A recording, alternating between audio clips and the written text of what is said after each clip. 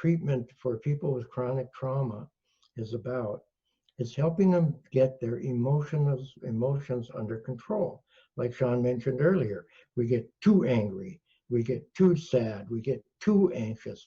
Because when you're, as I said last week, and some of you remember, that when you have PTSD, we live in a heightened state of emotionality. You know, a normal person might respond to something, some disappointment at this level. But when you have PTSD, it goes up to this level. So what we're trying to do is train people to become more effective in emotional management, if that's what they choose to do. And of course, it's a choice. And some people, but the stuff that we're going through, I read a study not too long ago on cognitive therapy. Less than 2% of the population understands and knows this stuff that you're learning now. Less than 2%. It's not taught in schools, and a lot of therapists don't teach it either. So emotional reasoning. All right.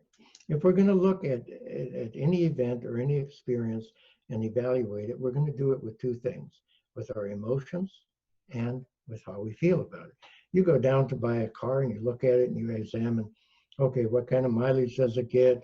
What is the resale value on it? All those kinds of things. That's logic. But you also purchase it with how you feel about it.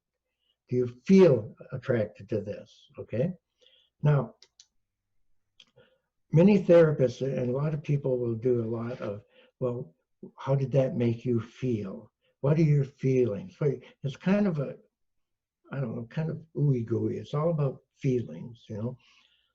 I don't really care too much about knowing what people feel, because if they tell me what they think, I have a pretty good idea of what they feel. And I don't want them feeling anyway. I want them using more logic than feelings. And you'll hear the feelings being used in other ways too. Like, I feel it's going to be cold today. It's like, that's not a feeling, that's a thought.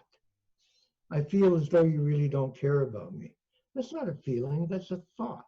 And very often people will put things with a feeling statement that have nothing to do with feelings. Anything after I feel appropriately would be a feeling word, not a thought.